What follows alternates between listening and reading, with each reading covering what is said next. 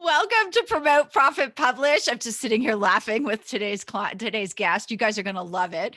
But anyway, welcome to Promote, Profit, Publish.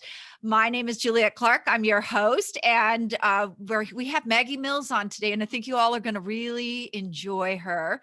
But before we jump into this, I want to remind you guys, go over and take the Promote, Profit, Publish quiz, www.promoteprofitpublishquiz.com. I see we have a cat guest. Go over and take that quiz. Find out if you're really ready to publish. You can't just be the random publisher these days where you go and publish and hope somebody buys your book. You have to have that audience built, especially if you have a business behind it. You better have a way to monetize everything you're doing, and it can't just be the book, because the book is not going to make you a ton of money. Anyway, on to bigger and better things here. Also, don't forget to go over to YouTube, follow us at Super Brand Publishing, subscribe.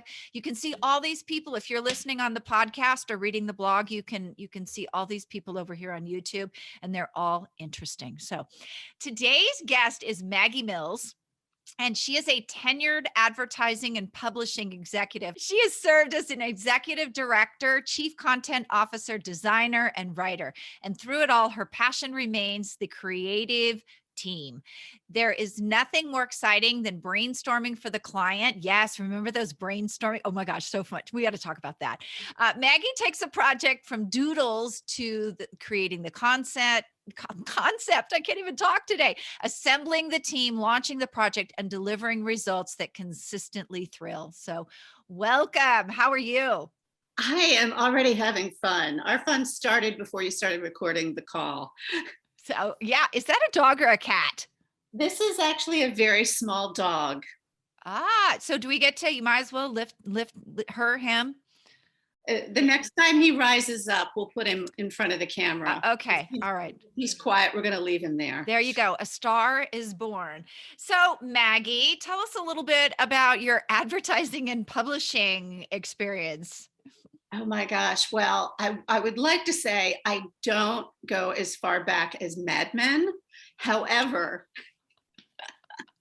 that mindset was still in existence when I started in the business. You know, the 3 martini lunches, and people were very well dressed.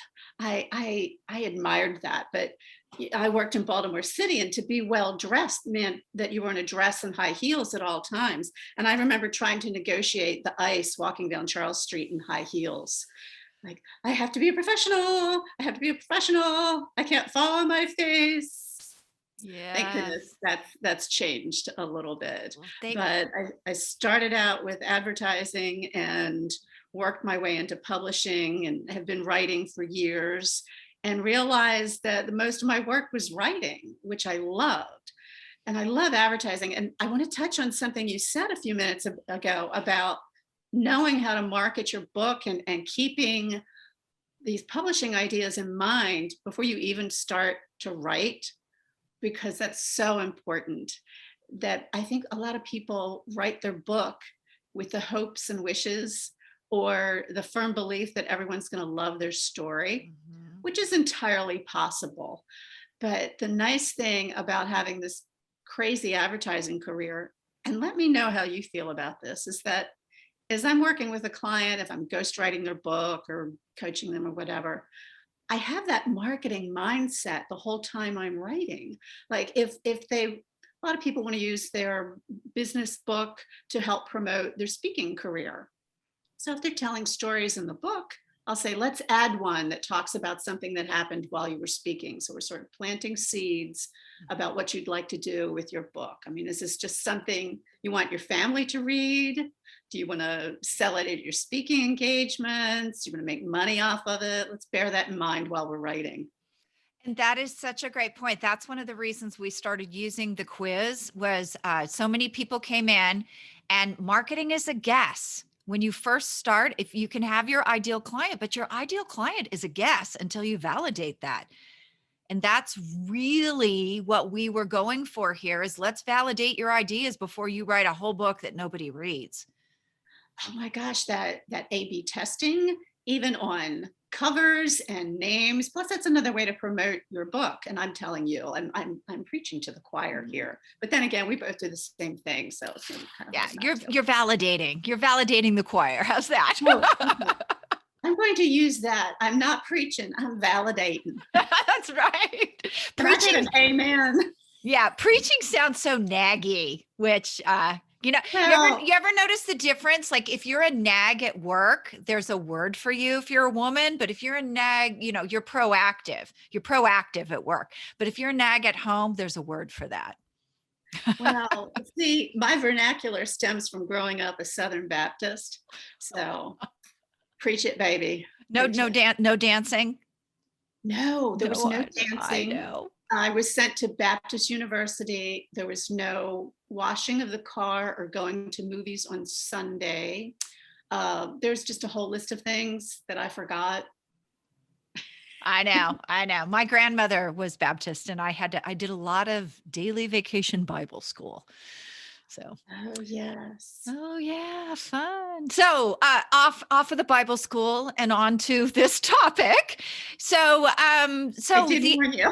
I know we were going to go off on some tangents, but I do remember those days when I had to dress. There was a lot. I remember my first week at Shy a Day was right before Christmas, and I literally drank my way through the first 2 weeks of my job. Had tequila in my desk, and then I got it. Yes, I know. yes, Oh yeah, we all had alcohol vodka. in our desk. Yeah, but I remember up until then. I wondered why in the interview to get the job that one of their points was they had the best drug and rehab. That was one of their benefits, that we have the best one in the industry. And I was like, okay. And then I had my first 2 weeks there and I was like, yeah, I get it now. Oh my golly, I love that. Yeah. At least So they offered drug and rehab to you all. not that I needed it, but yeah, probably by the end I did. There was a lot of drinking going on with that job. Oh Anyway, my gosh. Too much fun. I know it was too much fun. It was a really great job to have when you were single. Not so Oh much when gosh. you were married with kids, like we were just talking about. Like the kid part of it and the travel was Mhm. awful. So when you're ghostwriting a book with people, like what is that process you go through? What are you trying? Because you have to extract a lot of information out of people. Yes, I've begun to think it's a little bit like therapy for some people. And that's not a bad thing because there's always some business personal crossover, depending on whatever type of book it is. Even if it's just a strict business book, you want to give a little bit of their background, or, you tell their story and there's some struggle about starting their business.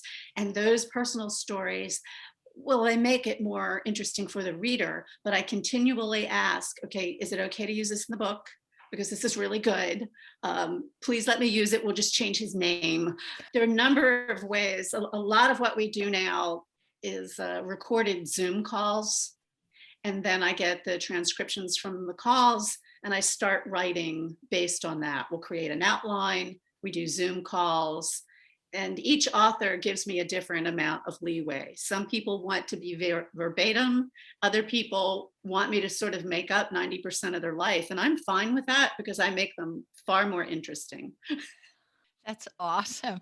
But even when you say that about, is it them that's healing or you? Because I know every time I wrote a book, I would have a significant amount of personal growth that happened because there'd be something in it that'd be like, oh gosh, like where did that come from? And I need to heal that. Oh, it's so fascinating you bring that up because that's really a valid point. For the most part, I remain emotionally detached, and I have talked to people about, murders. I've written about murders. I've written about terrible things that happen in their careers. The one that got to me recently, I was working with an author who was talking about her family fleeing Saigon right before the fall, and trying to get on a barge. And I'm reading something she sent me, and I said, this is the first time any of my authors have ever made me cry. I'm sitting here weeping at your story. I said, you don't need me. You're so powerful. Your story is so powerful and you tell it so well. So for me, I do learn from every author. I see what they're going through, and I look at circumstances sometimes like a mirror. Do I need to confront this issue myself? Have I already moved through it? And is there some way that in the process of working with the author, I can get them to recognize some things? And that has happened. I was working with a female author who had come from an abusive marriage. And she had gone to women's support groups and things like this. And her stated motivation for writing this book was to empower other women. And the whole process, the beginning of the marriage, and now she's writing the book and things, it was like 20 years. And yet she was still saying things to other women like, the minute he hits you, get out. There's just no excuse for not leaving.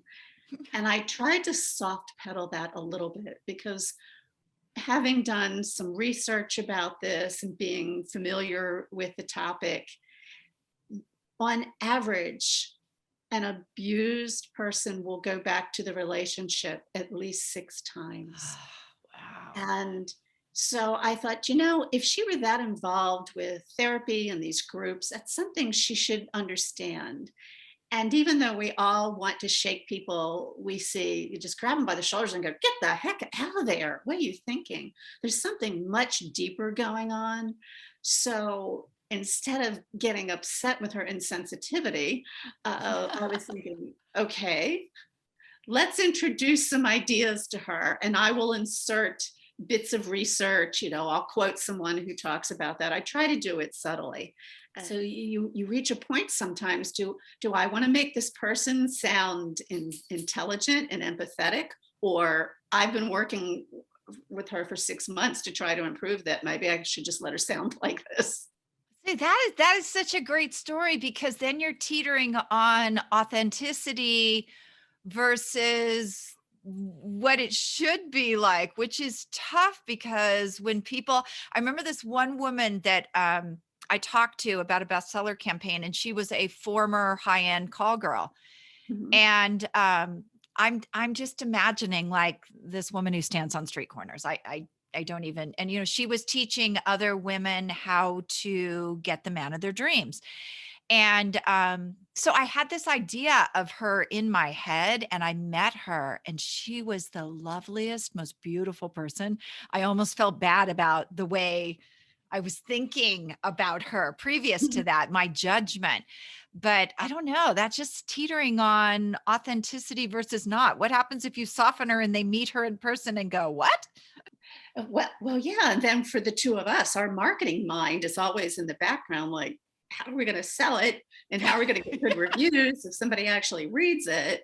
The authenticity. I had that question answered for me by 2 people. I'm a pretty liberal individual. I do have this Southern Baptist background, and I have written for a couple of ministers. And, good advice is good advice. And inspiration can come from any source, no matter what their background and what their religious belief is. So I will write for anyone if they're comfortable with contracting with me, not knowing who I really am.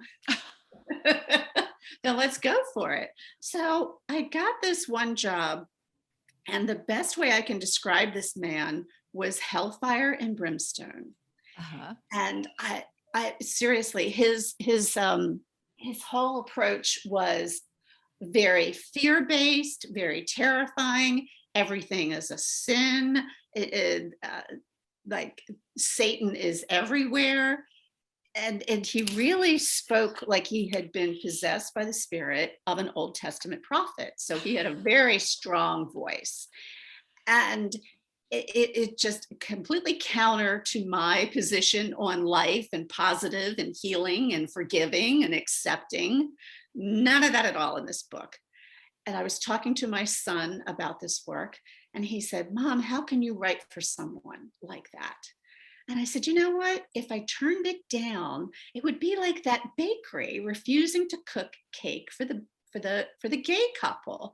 Just because I disagree with you doesn't mean I shouldn't provide your service.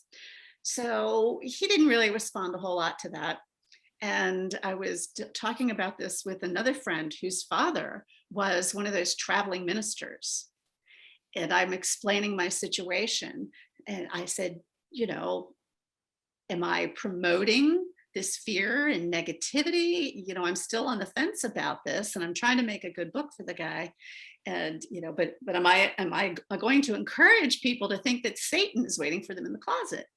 And he said, you know what? Based on my experience, having grown up this way, having survived it, is that you write the book just as he presents it, and that when somebody reads it, they might decide that it is all a bunch of ridiculous crap and they don't need to be frightened. So you could actually be doing somebody a service by writing and working on a project that you disagree with. So when he presented that to me, I went, okay, just put it out there. Quit worrying about the reader. I don't have to mother the entire universe. Right. Decide. I kind of always laugh at, I have a control freak in my world that I try to just, nod my head and go, yeah, whatever. But that's always my thing is, who died and made you master of the universe? Like, give it up. Yeah. Exactly. So yeah, but I that can don't be, have to spread my Pollyanna ways with everyone. that can, you know what though, that can be really difficult though, because we had a publishing situation where, someone had the potential for an amazing book that could have helped a lot of people, and he made it all about himself. And, I'll get that like 9 out of 10 books. yeah, no, and they come in with the best of intentions, but I Mhm. would say there's a little bit of narcissism behind it, and I felt bad that he hired a ghostwriter and the ghostwriter didn't step up and say, dude, like, really? And he thought they were going to make a movie out of his book. So, it was that kind of, so it's hard. Ghostwriting is really hard because you have to temper that personality with what their true intentions are and keep them on track. Do they want to help people, or is this about them? I like to do that by asking questions because, the personal stories are really valuable. It's better to have them than not because it gives some volume to the work. And I try, I mean, gosh knows, I have plenty of opinions like all day long, but I never try to tell someone what to do. I will ask questions. I'll say, well, have you thought about this? Why don't we put a closing at the end of each chapter that's really going to draw the reader into your story? Do you have maybe 3 points that someone else can use to learn from your situation? What would you tell somebody else about that? How would you guide someone through a similar situation? Mm. So I try to lead them into remembering the reader. So when I make, which is goes back to what we talked about at the beginning, it really is therapy. And God blesses people who want to talk about themselves. I'm a-okay with that. Come on, write a book. Everybody's got a story. That's very true. So tell me a little bit about what goes on in your head when you're thinking about the marketing of the book. You're involved in the process. I mean, do you get those ideas out to them early and get them going? Because I feel like people wait until the book is done and then they go, oh, I'm ready to publish and I need marketing and I don't have an audience and I want a bestseller. I'm thinking about it on the first call, on the introductory call. I'm asking questions like, do you want to go hard copy? Is this going to be digital? Are you going to be distributing it where you speak? I ask about how they use it. I'll ask about who do you see reading it? Usually people say everybody. And I say, in an ideal world, No. right? In an ideal world, that's true. I said, but and I'll go on to say marketing is tough and there are these analytics. So let's work on this. And everybody probably will read your book, but let's aim our marketing at the demographic that will pull in the most readership for you. So, and then I tell them things like, it's never too soon to start talking about your book on social media. You don't have to sell it, but you can be enthusiastic. You can say, oh, I'm sitting in a coffee shop today working on chapter 3 of my book, and this is really fun, and it brought up this topic for me. Has it ever happened for you? And then as we get a little longer in the process, that's when people can say, oh, what do you think about these titles I'm trying out for my book? Because it's doing two things. It's letting people know you have a book coming, and it really helps with choosing what's going to sell, whether you're showing pictures of possible covers for your book or getting ideas for the titles. Because one of the most valuable lessons I learned working in advertising is that sometimes the best advertising minds and ideas and designs don't necessarily sell. And that thing that you think looks like total mud does. Yes. It's low quality. It's not attractive. It just, you can't tell what the public is going to really like. So I learned early on, crap sells, and that's okay. I like the beautiful stuff that's going to win an Addy, but at the end of the day, let's make the people happy. They want to sell furniture or cars or their book. No, that's so true. And we actually have a formula we use with people, but it's funny because I'm actually working on AI to show them instead of have them learn the formula, because I can see their eyes glazing over, like nobody ever told me there were buyer triggers. Like nobody ever told me there were certain people that would buy the book, and that, there are words, there are moods that I have to use with it. And so we found lately when we use the AI and can actually show them, it's much more powerful, because they start getting like, oh, well, no wonder I can't sell anything. So, Okay, you said something about like words as triggers, I think I heard you say. well, yeah, That's a fascinating topic right there. yeah, it Do you is. find those words are trending? Not trending as much as who is this book aimed at, which you mentioned that the first thing they do is everybody. I mean, I actually had someone tell me one time that there were over 2 million doctors waiting for this book. I really doubt it. I mean, you can't say that to a person. You can kind of temper their expectations, but if they're not listening, they're not listening. But I will say what it does is let's focus in on that audience who most of our people have products and services. And Mhm. so, that for them, the book is not the money maker. It's the, what can I sell? What authority can I build? So that's Exactly. where we get really deep into why are you writing this book? And if you want a bigger audience, who is your actual audience? So it's really taking them. What we do a lot of times with the quiz is your ideal client, then taking the results of who bought from the quiz and using it in the AI and saying, oh, now I've gone from ideal, which is imaginary and a guess, to these are the people that buy over and over and over. And how can I replicate that? That's what we use the buyer triggers for, and the AI on it, on the bestseller campaigns. So it's just that My it's that advice same. is for everybody to use that tool. Because the, sometimes logic has no place in advertising. well, I mean, it does and it doesn't, because a lot of people, when they don't use people like you and I, they come up with these, I'm going to call them kitschy ideas. They look Mhm. catchy, they look sleek, but are they a good idea? Yeah. And I say sometimes I like to be wrong. I love to be It's wrong. yeah, really. I'm looking at something going, oh, there's no way in the world I would ever buy that. I really hope I'm wrong. And so I want to be wrong about things sometimes. But the lack of logic wasn't in referring to your AI, which I completely believe in. But I found that there's the behaviors people say that they're going to do, and then the behaviors they But that's actually do. It's like if you ask people, which of these publications do you read? They're going to go, oh, well, I read the Wall Street Journal. And, but really they're reading People magazine. So they're right. actually, So asking them is one thing, but watching their actual buying habits is another. Interesting. Very interesting. Yeah. Or but it's more about what are those buyer triggers? What really catches that personality type? It's more in that space than anything. So so this is really cool, Maggie. I'm excited to have you because this could go on and on forever, but it's only a half-hour show. So Oh no. oh no. So We have where 400 other things to talk about. I know. And I remember the first time we got on the phone, like we didn't know each other. It just went, I mean, we could have gone on and on and on. It's amazing. So where can we find you?